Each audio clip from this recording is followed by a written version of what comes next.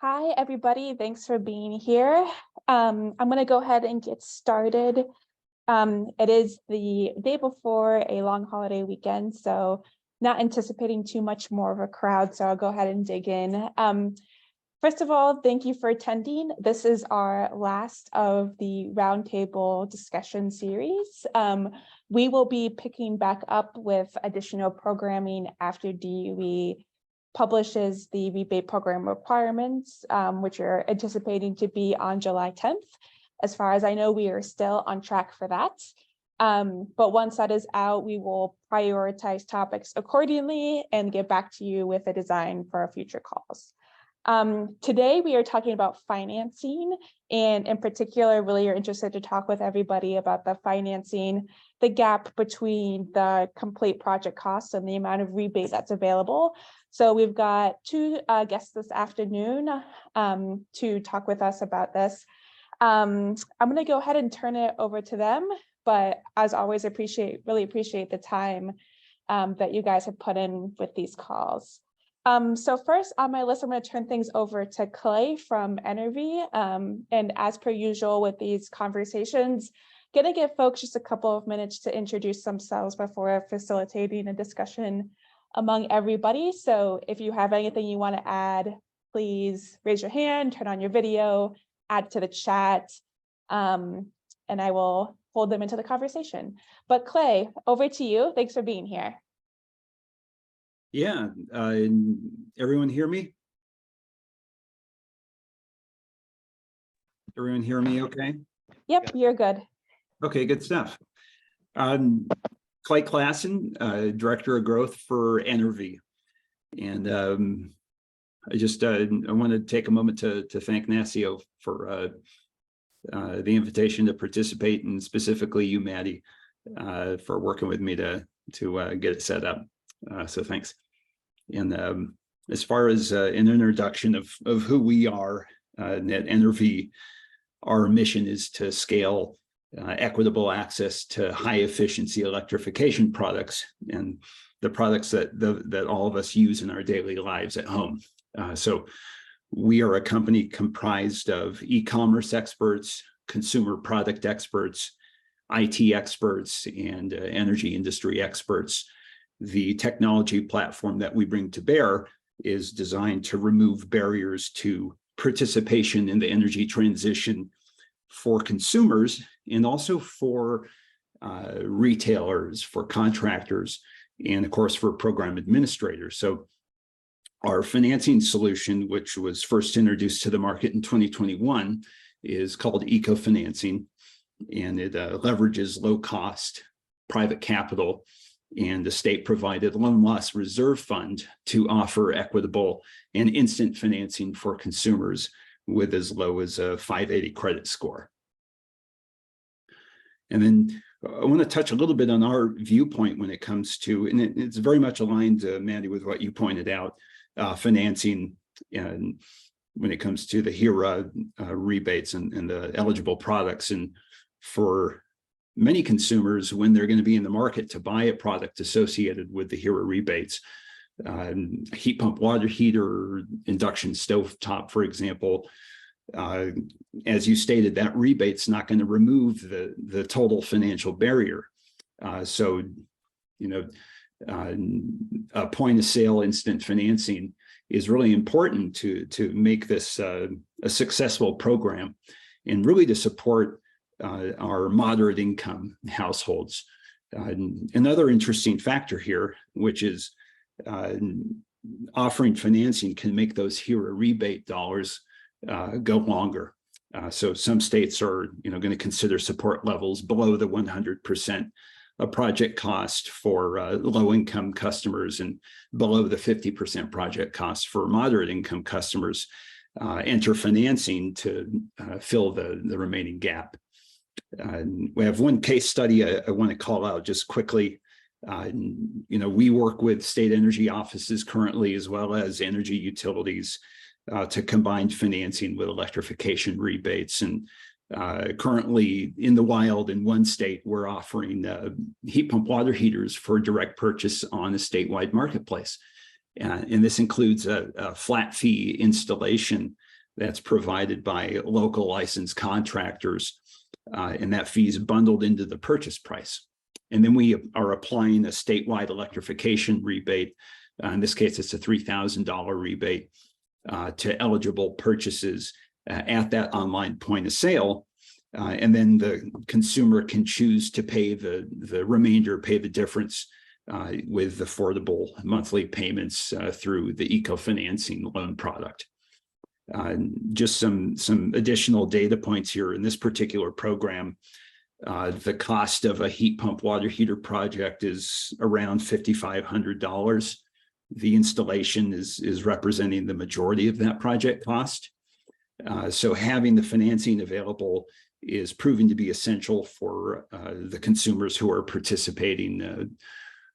As far as this online approach to a direct purchase of a heat pump water heater project, we're fielding some high customer satisfaction and in the early stages of this program. And we're seeing about a third of participants are choosing to finance the remaining cost of the project after that $3,000 rebate is applied. So I think the headline here is this is a solution that's showing a viable example of a state that can rely on the private sector to deliver an integrated rebate and financing solution. So we're committed at NRV to partnering with all the state energy offices to deploy the HERA point of sale rebate at scale and make instant financing available to cover the remaining project costs for the consumers in your state who face financial barriers. And that's a wrap for me. Thanks, Clay. We'll circle back for questions, but first I want to introduce the other speaker we have this afternoon. We've got Todd from the National Housing Trust, and I specifically asked Todd if he can share a little bit about affordable housing and the capital stack that goes into affordable housing to shine a little bit of light on what that looks like and how state energy offices might integrate with that process. So Todd, over to you. Sure. Thanks so much, Maddie. Hi, all. Todd Novick. I'm the Senior Director of Sustainability Policy at the National Housing Trust. We're a nonprofit affordable housing policy advocate, real estate developer, lender, and we also provide energy solutions to affordable multifamily housing owners. And without getting too far into the weeds, because this could get very wonky, I wanted to lift up the value of partnering with the State Housing Finance Agency in your state in order to incorporate these rebates to support energy efficiency, electrification, and affordable housing. Every state and territory has a housing finance agency. These are quasi-public agencies that cumulatively finance about 100,000 affordable multifamily apartments every year, and they that sort of pipeline of units is a really good opportunity to leverage the rebates to make sure that housing that's being financed is as energy efficient and is electrified as much as possible. So again, I won't get into the weeds in terms of the complicated financing process. I will say that ideally one of the partnership opportunities is for making sure that affordable housing developers in your state understand the rebates, understand that the programs are available early on in the process, so the development process. So I guess it depends on how the money is going to flow, but if the money is going to be flowing to the contractor that's doing the work, making sure that developers can incorporate in their sort of financing plan the decreased value of those measures due to the rebates. And then if the rebates are going to flow to the affordable housing owner, making sure that affordable housing owners can really understand the potential value of the rebate very early in the financing process so that they can make sure that they are really aligning their scope of work to take into consideration the rebates and the additional energy efficiency and electrification that will that the rebates will support. Affordable housing is financed with many financing sources. It's very challenging for affordable housing developers to, raise all of the financing that they need for affordable housing. Typically, because of that, energy efficiency, electrification is sort of value engineered out. But if building owners know early on in the project design process that there will be these rebates available, that will impact the project design decisions and will ensure that building owners are pursuing, the energy efficiency. They'll have assurance that they will have the resources available to maximize energy efficiency and high efficiency electric appliances in their buildings. One of the challenges in affordable housing finance is that from project conception to completion, it typically can take 2 to 3 years for that process. So it's really beneficial to provide sort of long-term rebate commitments. If the rebate is committed and then that commitment expires within a year, for example, that will be challenging for affordable housing developers. So sort of being patient in terms of making a rebate commitment and then giving the developer time to really go through the full financing process, which can take a while to raise all of the development financing and then go through the construction process is really important, making sure that rebate remains available to the building owner throughout that time. I can get much deeper into the weeds, but we'll leave it there for now. I'm happy to discuss further or answer any questions. Great, thank you. I think the maybe first thing for me is if you can add a little bit more about the timing and frequency of these projects so that state energy offices might know what to expect in terms of timelines, understanding that it'll take a long time, but what about even finding these kinds of projects to begin with? Yeah, so I mean, typically existing affordable housing is recapitalized every 15 years. I think the best way to sort of understand the pipeline in your state is to reach out to the Housing Finance Agency. It's going to vary by state in terms of how many tax credits, for example, that the agency has to administer. Low-income housing tax credit is the single largest source of financing for affordable housing. But and it's just they're just going to vary by the size of the state and the housing stock. But reaching out to your Housing Finance Agency is a critical first step, and they can kind of give you a sense of how many units are coming through their agency for financing and the potential pipeline that might be available. Great, thank you. We're opening it up now to general questions, comments. If folks, again, turn your video on, raise your hand, add something to the chat, and I will take that as an indication that you want to add something. The first comment I see in the chat is Andrew Isaacs. If you want to jump in and add anything, please feel free. Hey, thanks, Maddie. Can you hear me? Yep, I can. Okay. Well, I was just going to say that this is a tremendous opportunity to provide financing in support of the IRA rebates. These speakers are spot on. They're especially for folks that are 80 to 150% AMI, likely going to be a gap that they have to that they're going to have to come up with some cash to finish the retrofits. And if you have a loan product in place and a program set up offering long-term fixed rate financing, it will result in low monthly payments. You want no prepayment penalties.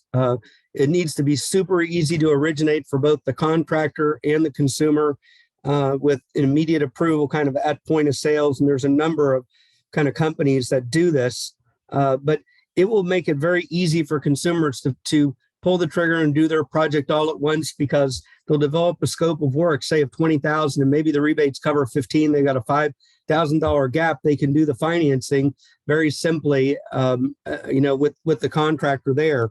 And the contractors, they don't need to be loan officers, so it needs to be real simple for them to use. There's software for all this. There's very easy to track the money and all this and the energy savings. And the other advantages of this are that it will help you get deeper energy retrofit jobs and more carbon reduction because people will be more likely to do a larger job if they have access to the financing, and the process is very easy to work. The other thing I'd mention is important to try to leverage funding where you can to offer as low a rate as possible, but sometimes you can blend funds, down to 0%. And, it doesn't have to be just RLF money. There are other departments that have money out available through this infrastructure. Both HUD and EPA have dollars also that could be leveraged in. So you really might want to think about that as well. But anyways, glad to help with any questions anyone has, or if there's anything else we can add. I think that the second speaker there was right on with contacting your state housing finance agency. They're in this business already. They also do income verification on a daily basis. So if you're looking for programs under that 80% of area median income, they're a terrific potential partner along with CDFIs. And the last thing I'll say is that really you can just outsource this to a third party implementer that's got experience with a great track record, or use your HFA, because it'll make it faster for you to stand up a program than trying to do all this yourselves and learn what it's like to be in the loan business and lending. And lastly, if anyone wants, I know a number of great programs. Michigan Saves is out there. Massachusetts has a model. There's a lot of different models out there, but good luck to everyone. And just wanted to add a few points there for if they are helpful to anyone. Thank you. Yeah, thank you. Andrew, you want to take a second to introduce yourself? Oh, yeah, I'm Andrew Isaacs. I'm with Allegheny Science and Technology, AST. We are federal contractors for DOE and support the Home Performance with Energy Star program for DOE. And also, I'm a support contractor also for TVA for their LMI Home Uplift program. Also worked with DOE and HUD on the Power Saver program, which was a financing program that HUD offered at one time. But I was just going to say my background is all in affordable housing from Fannie Mae and the Federal Home Loan Bank System. And what I love about these two speakers today is that they're trying to talk about how you can tie into that affordable housing network out there. I'm a affordable housing guy, mission by career, and just kind of fell into energy efficiency the last 15 years. But there's silos there between energy efficiency and a lot of the affordable housing providers. They just think the road meets at weatherization, WAP program. So it's much broader than that.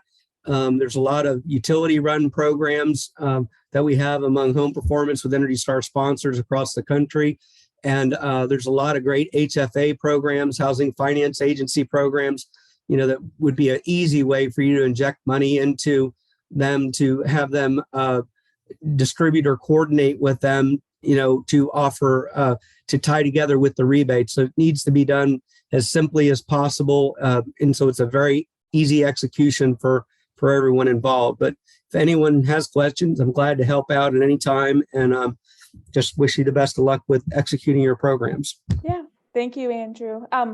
Your points earlier made me think of a question that I have for Clay. Clay, what can you tell us about the rates and terms that folks participate in your program agree to? Like, say, compare it to a credit card or what have you. How do those different avenues compare? Yeah, Maddie, thanks for the question. I can answer that on a very high level, and I don't know if you can take us a layer deeper. Otherwise, I'll dive in. No, I'm happy to, Clay. Thanks. Hi, this is Ann Arquette-Niederberger, also with Energy. Nice to see everybody again. Yeah, the rates. This is the space that we're operating in is this retail purchase, one-off retail purchase space, which means that the comp is really a credit card or something like that.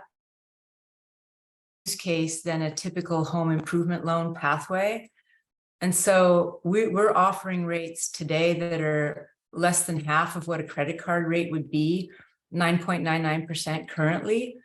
And that rate is the same for people all the way down to credit scores as low as 580. And people generally can't get credit below 640. And if they do, the rates are usually very high. So the way we can do that is because we're able to access loan loss reserve funding from partners, whether it's green banks or state energy offices or other sources. So yeah, it makes, and then the other thing, the term is over 60 months, and with the goal that between the low rate and the long term, the monthly payments are between about $15 and $25 a month for a typical, $1,500 appliance purchase. Thanks for that. And a follow-up for you, Anne or Clay, if you want to jump in. Would you recommend then for states considering all types of financing options for these rebates that they also establish a loan loss reserve so that they can enable the low interest rates that you're describing? Yeah, let me take that one too. So it's really interesting. Some of it, I think Andrew mentioned that there's also things like the Greenhouse Gas Reduction Fund under the IRA. One of the things that we've been talking to potential national green bank entities about is setting up a facility that could be like a national LLR facility that then states, especially like state energy offices who might not have infrastructure for LLRs, they could just provide funds through this national green bank facility, and the administration would be done by the National Green Bank. And then we could ensure that the loans with that money would go to consumers in your state. So I think there's an easy lift pathway there that's shaping up. And if you're more advanced and you've done this before, it can be set up locally at the state level. Yeah, that's really interesting. As a vendor, we would definitely prefer a harmonized, a standardized loan loss reserve offering as possible, because it's just costly to do every state separately. But of course, we can be flexible as needed, just to say that there's other advantages to going through a national facility. That's interesting. Thank you. And your mention of the EPA funds reminded me that if folks haven't seen it yet, this week EPA published their NOFO for the Solar for All program that folks should check out if you're interested in pairing solar with efficiency. It looks like there might be a path forward there using some Solar for All funds. So check that out if you haven't seen it already. Let's see, let's take a look at the chat here. There's a question for the states in the chat. If anyone is considering a loan loss reserve, particularly if you're planning on using your energy efficiency revolving loan funds for a loan loss reserve. So if any state on the line wants to answer that question, feel free. And then Andrew, looks like you had another comment in the chat. Do you want to jump in and share that one too? So save me from reading it.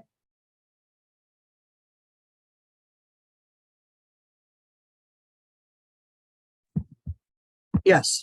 Oh, I was just going to say, so the speakers are spot on. I want to make a point that long-term fixed rate financing really lowers the monthly payment for the consumer, and the contractors can sell from the monthly payment as opposed to, the whole project. It's kind of like, what's it going to cost the customer? But the reason why it's so much better is because a lot of times you'll see in the marketplace promotions for 36 months, same as cash, or 1 year, same as cash, et cetera, a 0% rate, kind of a teaser rate. And the problem with that is that if you don't pay the loan off completely before the end of the term, then usually the rate on that credit card sort of promotional opportunity can jump as high as 30%, sometimes more. So it's like, if you can do something long-term fixed rate, the longer the term, the lower the monthly payment, and don't have a prepayment penalty for that. So you encourage people and allow them to pay it off earlier. But because the other way around is really borderline predatory. I've always felt that way. But so that's why this is so important. And everyone thinks that how much money people have around. But if you get online and do research, you see that most average consumers across America, even those at 80, 150% AMI, do not have a lot of disposable income. So that can be a barrier for them to participate in these programs. And I would also really encourage the, use rate buy downs when you have money that's available to do it. It's not, it can be very expensive to do if your cost of your capital is high to begin with. But if you use it with money that you get from one of these other sources, then you don't have to buy the rate down as much. So that's something else to think about. The loan loss reserve is another great way. It's a way that, as the speakers before have mentioned, that you can mitigate risk in the program for the lender. And so they're able to lower the FICO score for the borrowers, because they know that if a few of the loans go bad, the loan loss reserve will help pay for those. Historically, these loans are very, very high performing loans. The rates are exceedingly low for most, the book of business for most of these kind of loans and programs across the country. So just adding a few more points. That's great. Thank you. Todd, I want to shift back over to you and get back to the affordable housing world. You mentioned that, it might take many, many years for a deal to come together. If you had to give states a guideline, how many years would you anticipate needing to be able to reserve a rebate for? Yeah, it certainly depends. I would say typically from project conception, when the developer is actually designing the project, to completion, could on average be 2 years to 3 years. So it's a long time frame. Yeah. And maybe my next point, maybe the answer is as simple as call your HFA, but for the developers that are thinking about working on projects, how much partnership is there between them and the HFA and State Energy Office, if they're able to fold in on what that building ends up looking like? Are developers in contact with HFAs every step of the way, and State Energy Offices have a pathway there? Or will state energy offices need to have individual engagement with the developers? No, so HFAs do work closely with the developers. HFAs are very interested in ensuring that the highest quality housing is being constructed. I think, and Andrew reminded me at this point, I think it's really important to kind of streamline the process in terms of accessing energy rebates, and there are ways that HFAs are doing that. There are partnerships. I think there's sort of two general approaches. One is that in some cases HFAs are directly administering energy efficiency funding. Maryland, for example, is an example where Maryland Department of Housing and Community Development works with the utility companies to ensure that building owners that are applying to the agency for housing financing can easily apply then for the energy financing as well. So there's sort of that co-administering approach. And then there's also some HFAs that basically require developers, if they're going to come to the agency for financing, that they demonstrate that they've reached out to the utilities in their state to identify potential energy rebates. So those approaches really obviously drive demand for the energy financing sources from developers. And it's the HFA partnerships between either the utilities or the State Energy Office that are really impactful in terms of making sure that that's available. I want to pose to you, Todd, a question that I got from a state earlier this week, which is, are there different subsections of affordable housing? And if so, is there one in particular with targeting with rebates because they might not have access to other sources of funding? Yeah, I mean, so you think about the affordable housing sort of universe. You have, first of all, you have market rate housing, obviously, which is not geared towards a lower income household. You have naturally occurring affordable housing, which basically is housing that is rented at an affordable level but has no subsidy or is not assisted by any housing affordability program. And then you have the assisted housing stock, which is the housing stock that HFAs are focused on, and that is the housing stock that serves the households with the greatest need, the lowest income households. So I think from my perspective, there's you have the most economic impact if you're targeting those households that are most in need and can really do the most with the energy savings, the cost savings that they're getting from these investments. So I think that assisted housing stock, I'd say, in some states it's probably 20 to 30% of the affordable housing, multifamily housing stock. But I do think that that provides the most impact in terms of really improving the economic situation and quality of life for residents. Thank you. And for those of you that might not have an eye on the chat, we did get a comment from Bettina in Virginia, who's letting us know that they have proposed using their RLF funding for a loan loss reserve and IRBD, which I actually don't know what that stands for. So Bettina, if you want to add anything, please feel free. Yeah, no problem. So interest rate buy down, some mix of those two. Yeah. And I can just add that we have proposed at least to use the kind of RFQ model for that. So rather than select one entity that we would give all of our funds to, or in the form of credit enhancement, we'll have more of a open offering for any eligible entity to apply. And obviously we'll have to have some requests for information around additionality and consumer protection and all that. But that's the way that we're approaching it. All right, thanks for letting me know. If any other state wants to add their plans for that source of funds, please let us know. Any other thoughts or questions from the group for our panelists today? I'm happy to call things early and get folks to the long weekend sooner. At least I hope you all have access to a long weekend.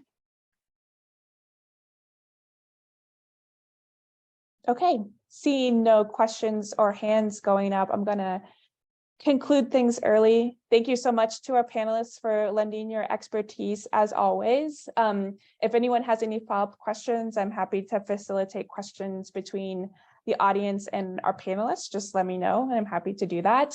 And like I mentioned at the top of the call, this is our last of this roundtable series. We will regroup with additional calls after DOE publishes their requirements next month. And so stay tuned on the NASEO website for those calls. All right, everybody, have a great rest of your afternoon and enjoy your holiday.